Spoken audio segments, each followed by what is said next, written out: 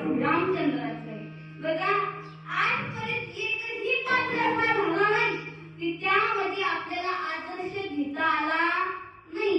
बघा दादा काही काही ना सर्वांनी नाव ठेवलं, बरोबर ना, सर्वांनी नाव ठेवलं, परंतु काही सारखं प्रेम म्हणजे माझ्या दादा प्रभू रामचंद्रावरती कोणीच केलं नाही. हो दिसताना जरी ते पात्र विरोधात असेल परंतु ती प्रभू रामचंद्रांच्या सांगण्यावर विरोधात गेली होती.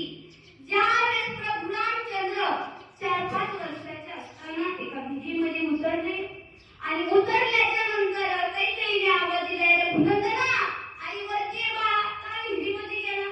त्यावेळेस आमचे रामप्रभूंनी सांगितलं, हो ग मातीवरती येतो हो माझी काट आहे. काय त्यांनी मला बोल ना. अगाई ऐक, एका वरान माझ्या बाबांकडे तू 2 वर मागायची. कोणती वर बा? एका वरानं तू माझ्यासाठी वनवास मागायचा आणि एका वरानं भरताला राजगादी मागायची.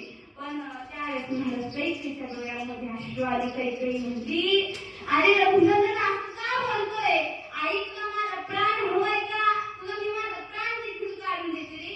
तुला माझे डोळे हवेत का? डोळेही काढून देते. पण मला असं तू माझ्यापासून दूर गेलेलं मला कसं करायचं रे रघुनंदना. पण त्यावेळेस रामप्रभूंनी उत्तर दिलं, अगाई तू जर वर मागितली म्हणलीस ना, आता माझ्या हनुमंतरायांची मला भेट पडणार नाही, माझ्या आईचा अवतार होणार नाही, माझ्या काय शबरीचा अवतार होणार नाही काही. पण तू जर वर मागितली तर तुझा सर्व लोक नाव ठेवतील. पुन्हा तुझं ज्या जगामध्ये नाव देखील कोणी ठेवणार नाही.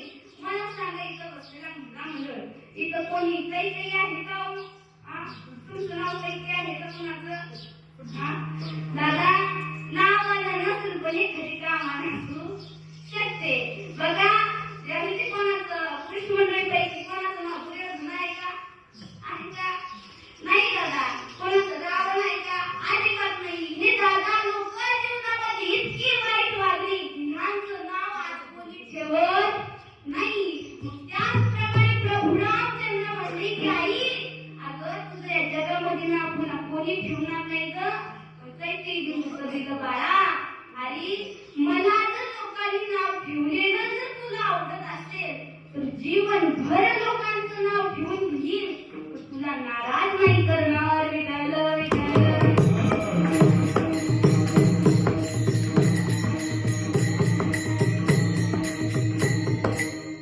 इतकं प्रेम कैकेयीचं म्हणून भक्ताची काही लक्षणे असतात, बरोबर ना. बघा भावाने भावाशी कसं वागावं ह्या जर सुंदर चरित्र कशामध्ये असेल ना दादा ते पुढच्या रामायणामध्ये. एक वेळेस काय रामप्रभू आणि लक्ष्मणजी जनकपुरीमध्ये गेले. गेल्याच्या नंतर आता दुसऱ्या दिवशी रामप्रभूंचा विवाह ठरवण्यात आला. आल्याच्या नंतर लक्ष्मणजी त्या ठिकाणी गेले. आता रामप्रभू एका आश्रमामध्ये काय आधीच्या दिवशी लग्नाच्या आधीच्या दिवशी आराम करत होते आणि लक्ष्मणजी गेले म्हणले, प्रभू तुमच्या पायांची सेवा करू द्या. रामप्रभूंच्या पायांची सेवा लक्ष्मणजी करत होते आणि सेवा करत असताना लक्ष्मणजीच्या डोळ्यातले अश्रू रामप्रभूंच्या पायांवरती पडले. पायांवरचे अश्रू पडल्याच्या नंतर रामप्रभू म्हणाले, अरे लक्ष्मणा काय रे बाबा, आणि तुला आपल्या राजवाड्याची आठवण येते का? तुला बाबांच्या आठवण येते का? घरी जावं वाटते का तुला? अरे काय झालंय तुला? काय रडतोय? त्यावेळेस लक्ष्मणाने उत्तर दिलं, प्रभू आपण मला राजवाड्याची आठवण येत नाही, घरच्यांची आठवण येत नाही. मला याच्यासाठी रडू येतंय की उद्या तुमचा विवाह होणार आहे. हो लक्ष्मणा, उद्याचा माझा विवाह होणार आहे. मग तुम्ही उद्या सीताईच्या गळ्यामध्ये वरमाला घालणार. हो लक्ष्मणाची जर आपली संस्कृती आहे. आता ज्यावेळेस तुम्ही सीताईच्या गळ्यामध्ये मंगळसूत्र घालचाल त्यावेळेस तुमच्यावरती सगळा अधिकार कोणाचा होईल? सीताईचा होईल. आणि मी जर ठरवलं की उद्या तुमच्या पायांची सेवा करायची तर सीताई म्हणते, लक्ष्मणा आता तुझी गरज नाही, आता मी त्यांच्या पायांची सेवा करेन. बघा दादा विचार करा, भावाने भावाची सेवा मिळत नाही याच्यासाठी रडणारा लक्ष्मण कुठे दादा.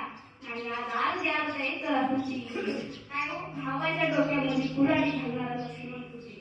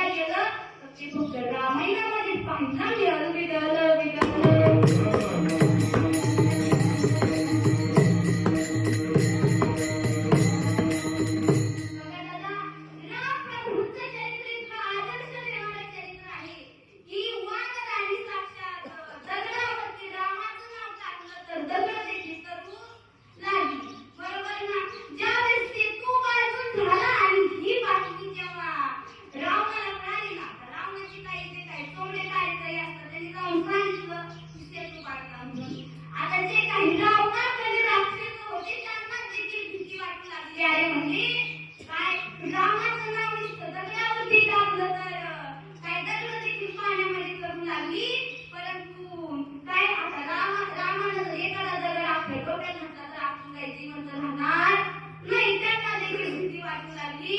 सर्वांनी दौडी पेटवली. ऐका म्हणजे रामाचं नाव टाकलं की दगड तडतात. असं सगळीकडे महाराज आरडाओरडा उठला.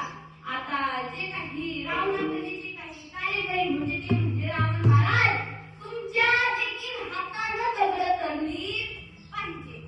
आता रामानं ठरवली म्हणजे तुम्ही देखील ठरवली पाहिजे. रावणानं माझं मोठं कुंड घेतलं. त्या कुंडामध्ये काय केलं, दगड घेतला, दगडावरती रावण नाव टाकलं आणि दगड समोर घेतला. म्हणून तेव्हा काहीतरी मंत्र म्हणला आणि ते तो दगड कसा टाकला तो दगड देखील तरून लागला. सगळ्यांना माहित होतं की बाबा रामापेक्षा जास्त रावणाची ताकद आहे. पण पत्नीला माहित असतं की आपल्याला मुलाची पाळायला पाहिजे. आता रावणाची पत्नी कोण मग मंडोदरी. बघा मंडोदरीनं महाराज जवळ रावणाला बोलवलं आणि म्हणली रावण महाराज आता ऐका म्हणली तुमच्या हातानं दगड तरली हे शक्यच नाही म्हणली. अहो देवाच्या हातानं दगड तरली हे सत्य आहे म्हणजे आता काय देवाच्या हातानं माणसं करतात पण तुमच्या हातानं दगड कशी काय तरली तुमच्या हातानं दगड कशी काय तरली मला सांगा. ही ह्यानं सांगितलं मला तर तिनं तुला वाटलं काय करायचं बाकी. पण काय म्हणतो तरी ऐका ना म्हणतो तरी म्हणजे नाही म्हणजे तुमच्या हातानं दगड करू शकत नाही. तुमच्या हातानं दगडच कशी करली.